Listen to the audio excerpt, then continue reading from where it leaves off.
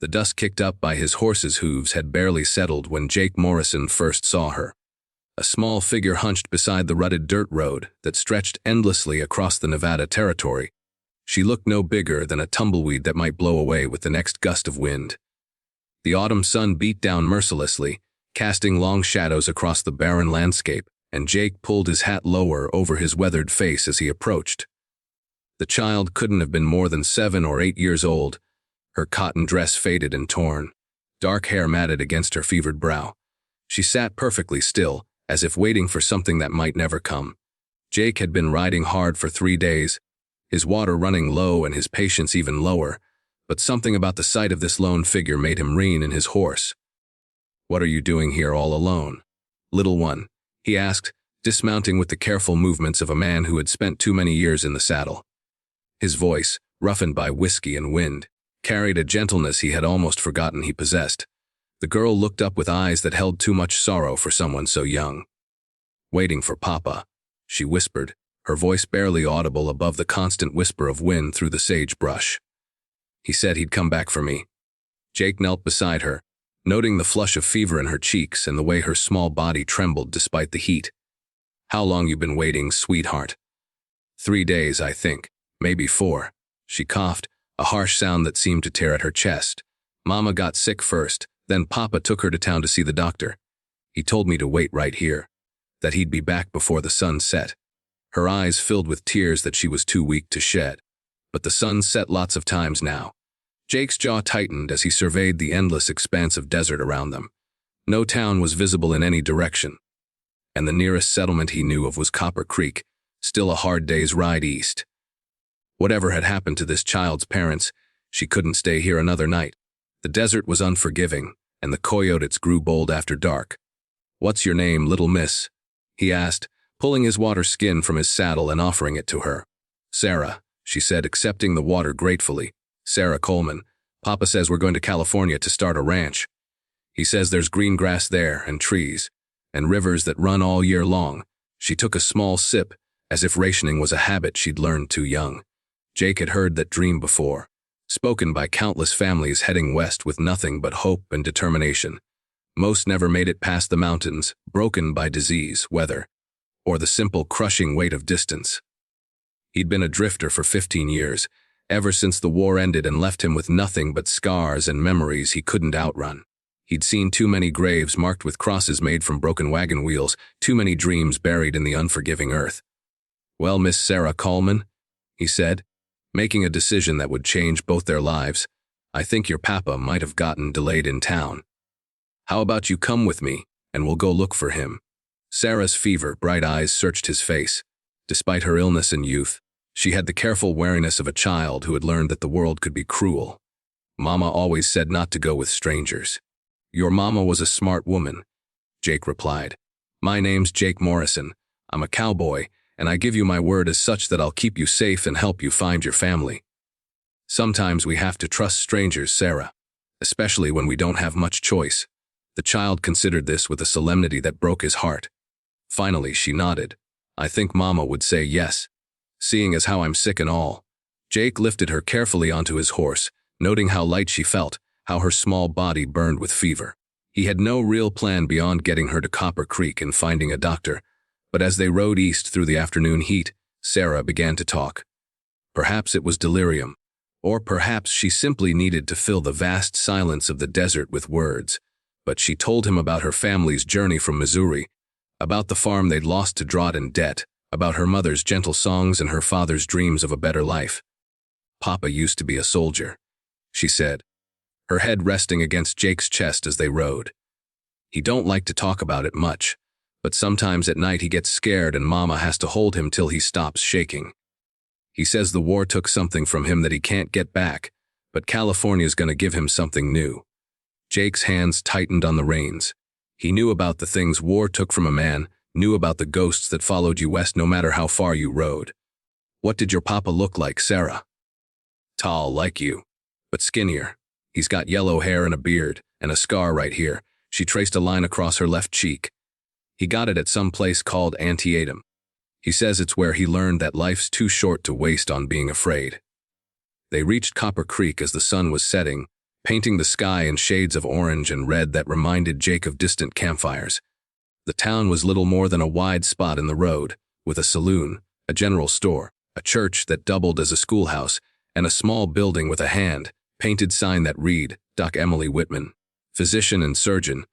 The doctor was a woman in her 30s with intelligent eyes and capable hands. She examined Sarah with gentle efficiency while Jake waited outside, pacing the narrow porch like an expectant father. When Dr. Whitman finally emerged, her expression was grave. "She has pneumonia," the doctor said without preamble. "It's advanced but not hopeless. She needs rest, medicine, and most importantly, she needs to want to fight. Right now, she's holding on for her father, but that won't sustain her much longer. Can you help her? I can try. But Jake," she paused, studying his face in the lamplight, "I've been the doctor here for 3 years. I know every family within 50 miles, and I've never heard of the Colemans. Moreover, no man matching the father's description has been through here recently, sick wife or otherwise." Jake felt something cold settle in his stomach. "What are you saying?" "I'm saying that either this child is confused, or something has happened to her parents that she doesn't understand. The question is, what are you prepared to do about it?" That night, Jake sat beside Sarah's bed in the small room above the doctor's office, watching her sleep fitfully. The fever made her restless, and she called out for her parents in her dreams, her small hands grasping at empty air.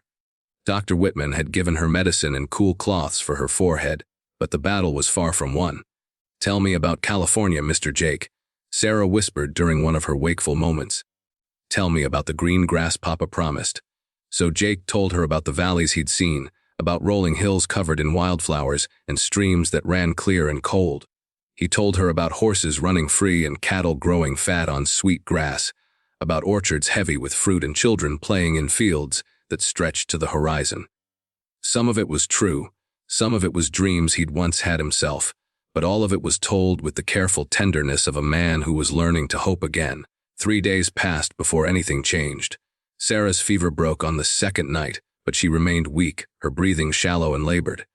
Jake barely left her side, feeding her broth and reading to her from the doctor's small collection of books. Dr. Whitman watched him with growing curiosity, but asked no questions. She had seen enough heartbreak in her practice to recognize a man trying to save more than just a child's life. On the 4th day, a rider came to town. Jake was on the porch whittling a small horse for Sarah when he saw the man approach, and something in his bearing made Jake's hand move instinctively to his gun. The stranger was tall and lean, with yellow hair and a beard, and when he turned his head, Jake could see the scar that traced across his left cheek. "You Thomas Coleman?" Jake asked, though he already knew the answer. The man nodded, his eyes darting nervously around the small town. "I hear you found my daughter. I've come to collect her." Jake studied Coleman carefully, taking in every detail of the man's appearance and demeanor. Coleman was obviously drunk, his clothes filthy and his hands shaking with more than just alcohol withdrawal.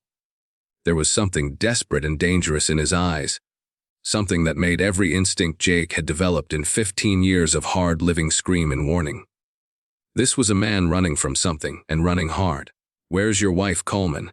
Jake asked, his voice steady but with an edge that suggested he already suspected the answer. The man's face crumpled like wet paper. "Dead. Died of the fever 2 days after I left Sarah by that road. I tried to get back to her, I swear I did, but I couldn't face telling her. I couldn't tell her that her mama was gone, that everything we dreamed about was just another lie I couldn't keep." Jake felt anger rise in his chest, hot and pure as prairie fire. "So you left an 8-year-old child alone in the desert to die while you went and got drunk?" "I was coming back," Coleman shouted, then looked around nervously and lowered his voice. "I just needed some time to figure things out, to find the courage. I got debts, Morrison. Bad debts to very bad men. They followed us from Missouri and they're still following. I can't protect her, don't you understand? She might be better off without me. The hell she is." Jake stood slowly, his hand resting on his gun butt. "That little girl's been half dead with fever, calling for you every night. She believes in you, Coleman. She thinks you're some kind of hero coming back to take her to the promised land. California." Coleman laughed bitterly, the sound carrying no humor at all. "You think I got money for California? You think I got money for anything? I lost everything, Morrison. The farm, my wife, my self-respect, my future. All I got left is a sick child who deserves better, and a bottle that tells me lies about how things might get better tomorrow. From inside the doctor's office came a small voice, weak but filled with desperate hope. "Papa, is that Papa's voice I hear?" Both men froze as if struck by lightning. Through the window, Jake could see Sarah trying to sit up in bed, her face bright with fever and joy. Dr. Whitman was helping her, but the child's eyes were fixed on the window, searching for the father she'd waited for with such unwavering faith. Coleman backed away from the building as if it were on fire. "I can't. I just can't do this to her again. I can't look her in the eye and lie about the future when I don't even know if we'll survive the week." "You're damn right you can't," Jake said quietly, his voice carrying the authority of a man who had made his decision. "But you're not walking away from her again either. She deserves better than that, and deep down, you know it." For a long moment, the two men faced each other in the dusty street, and Jake could see the war raging in Coleman's eyes. Whatever demons the man carried, whatever debts or fears drove him west and kept him running, there was still enough father left in him to know what he was about to lose forever. "What do you want me to do?" Coleman whispered, his voice barely audible. Jake looked through the window at Sarah, who was now sitting up with Dr. Whitman's help, her face radiant with hope and love for the father who had finally returned. "Go in there and tell her the truth about her mama. Tell her you love her. Tell her you're sorry. And then we're going to figure out how to keep both of you alive and safe." Coleman looked at Jake with surprise and something that might have been hope. Jake was surprised by his own words, but he didn't take them back. "Yeah, that little girl saved my life just by needing me to save hers. I'm not walking away from either of you now." The reunion was both heartbreaking and beautiful to witness. Sarah threw her thin arms around her father's neck with all the strength her weakened body could muster, and Coleman held her as if she were the last solid thing in a world gone completely mad. He told her about her mother's death with gentle honesty, and Sarah cried for the first time since Jake had found her by that lonely road. But she also smiled through her tears, because her papa had come back, just as he'd promised he would. That evening, after Sarah had fallen into her first peaceful sleep in many days, the three adults sat on the doctor's porch and talked long into the night. Coleman's story came out in bits and pieces, like a confession given to a priest. He owed money to some very dangerous men in Missouri, men who didn't forget debts and didn't negotiate payment plans. They'd followed his family west, always staying just far enough behind to let hope bloom before crushing it again like flowers under boot heels. "They want me to do a job for them?" Coleman said, staring out into the darkness. "Rob a bank or a train, or maybe just kill someone who owes them money. Something to pay back what I owe with interest that keeps growing every day. I won't do it, but they got ways of convincing a man. Ways that involve hurting the people he loves most." Dr. Whitman leaned forward in her chair. "What if they couldn't find you? What if you and Sarah just disappeared completely, started over somewhere they'd never think to look? Where would we go? I got no money, no prospects, no skills worth anything. And Sarah needs medicine, needs proper care. I can't provide any of that on the run, living like fugitives." Jake had been quiet through most of the conversation, but now he spoke up. "I know a place. A ranch in California, near Sacramento. The owner's an old friend from the war, a good man with a big spread and an even bigger heart. He's always looking for reliable hands, especially ones with families to feed and reasons to stay. It's far enough from Missouri that those men would have to really want you to follow, and remote enough that even if they did, they'd have a hard time causing trouble." Coleman looked up with desperate hope flickering in his tired eyes. "You think he'd really take us on? Both of us, knowing our troubles? I think he'd take Sarah on for certain. She's got spirit and heart, and his wife Margaret has always wanted children of her own. As for you," Jake studied the other man's face carefully, searching for something worth saving. "That depends entirely on whether you can stay sober, work hard, and stop running from your past long enough to build a future." The question that followed hung in the air between them like smoke from a dying campfire. Coleman looked through the window at his sleeping daughter, then back at Jake with eyes that held the weight of too many failures. "I want to be the man she thinks I am. I swear I want to be.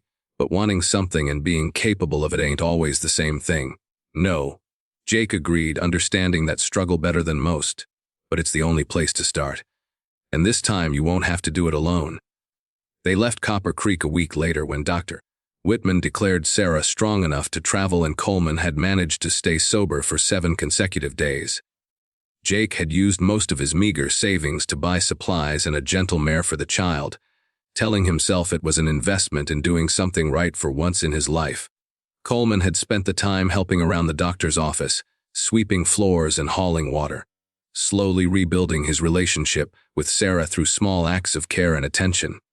The journey to California stretched out over 3 long weeks, 3 weeks of hard riding through territory that grew more beautiful and more dangerous with each passing day.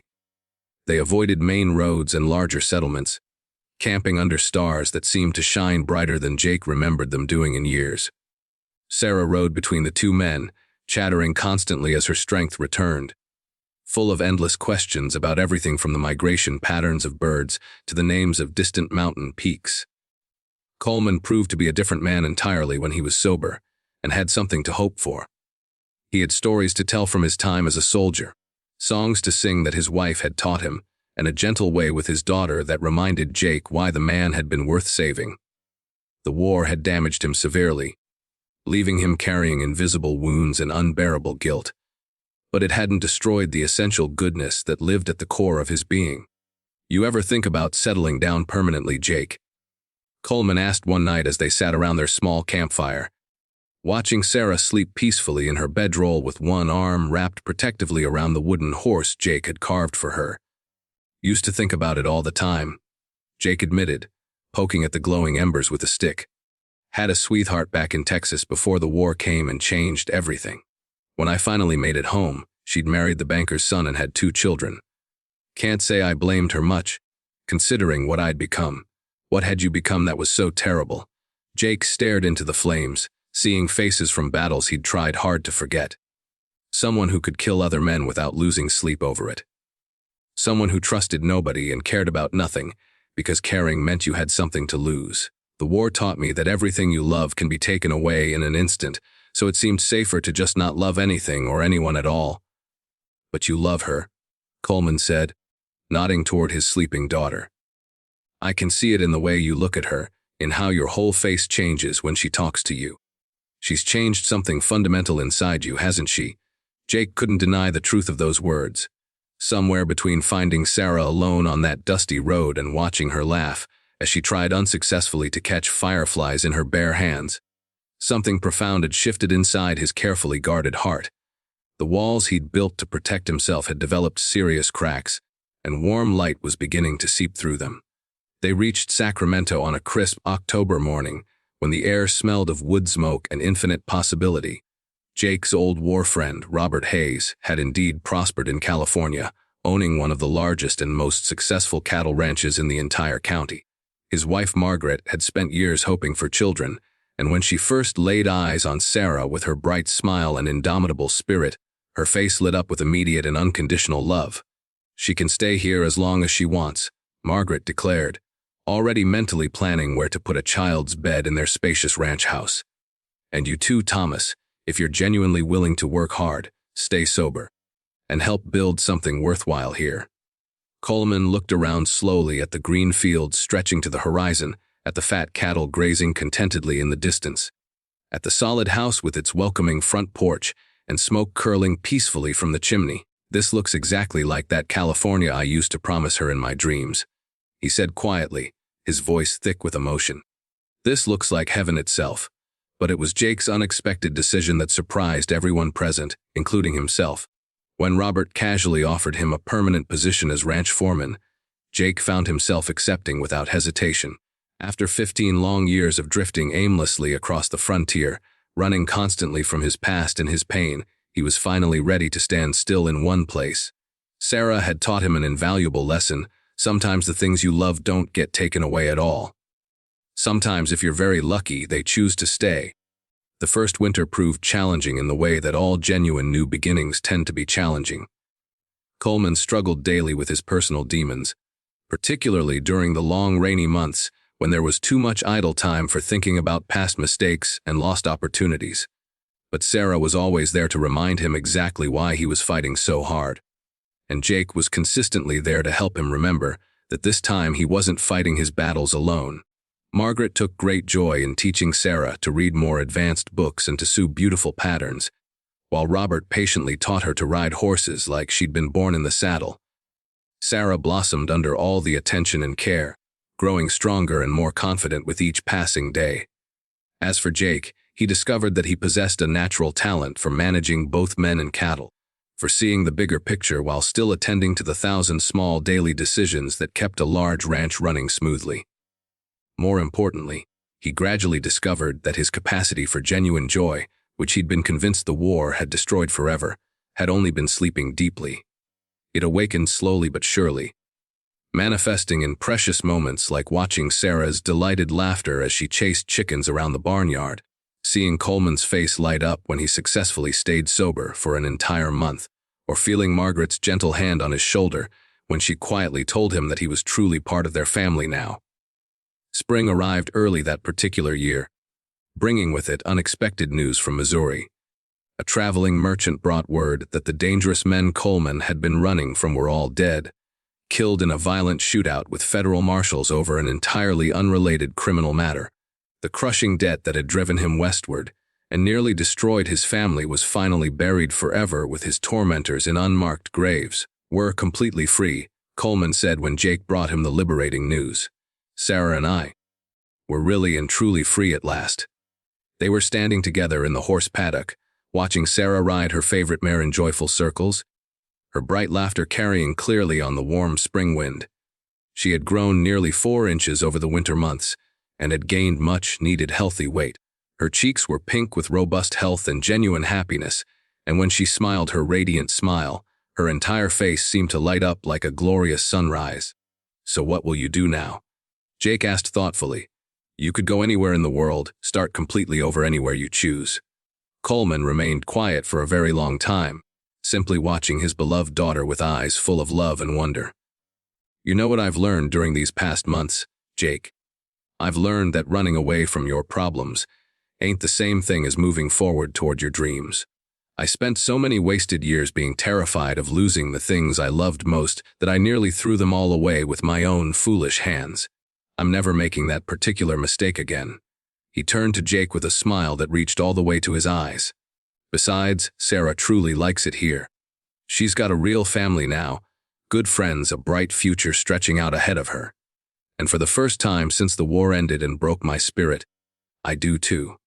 That same evening, as they all sat together on the ranch house's wide front porch watching the sun set in magnificent colors over the rolling hills, Sarah climbed into Jake's lap with her current favorite book clutched in her small hands. "Will you read to me tonight, Mr. Jake?" she asked sweetly. "Margaret's been teaching me all the really hard words, but I still need help with some of the more difficult ones." As Jake carefully opened the well-worn book and began to read aloud in his gentle voice, he noticed Coleman watching them both with an expression of profound contentment and peace. Margaret was humming softly while she worked in the kitchen. Robert was playing his guitar melodiously on the other end of the porch, and for the first time in longer than he could clearly remember, Jake felt completely and utterly at peace with his place in the world. "Mr. Jake," Sarah said sleepily as the evening's story came to its end, "are you planning to stay here with us forever and ever?" Jake looked out thoughtfully at the land that had somehow become his true home, at all the people who had become his chosen family through love rather than blood. "I reckon so, sweetheart. I truly reckon this is exactly where I belong now." Sarah smiled contentedly and closed her tired eyes, falling asleep secure in the absolute knowledge that all the people she loved most would be right there waiting when she woke up in the morning. And Jake, who had spent 15 long years running desperately from ghosts and grief, finally understood with perfect clarity that sometimes the very best way to find your true self is to lose yourself completely in the act of caring for someone else who needs you. The desert wind that had once carried nothing but loneliness and regret now whispered gently of hope and precious second chances. And there on a prosperous ranch in the heart of California, under brilliant stars that seemed to bless all new beginnings, a wandering drifter, a broken father, and a brave little girl who had waited patiently by a lonely roadside for her own personal miracle, discovered together that families aren't always born from blood. Sometimes the strongest families are built carefully over time, one small act of kindness at a time, by people who are brave enough to believe that love is always worth the terrible risk of loss.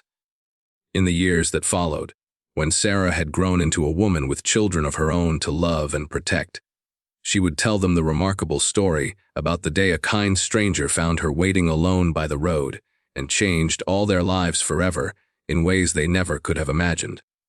She would tell them that sometimes the most important journeys in life begin not when you first start moving, but when you finally find the courage to stop running. And she would tell them that the very best promises are never the ones we make with pretty words, but rather the ones we make with our choice to stay when staying becomes difficult, to love when loving feels risky, and to believe firmly in tomorrow even when today seems completely impossible. Jake Morrison had ridden west originally looking for nothing more than distance from his painful past. Instead, he found something far more valuable than he'd ever dared to dream, a future that was truly worth staying for, and in the end, that made all the difference in the world.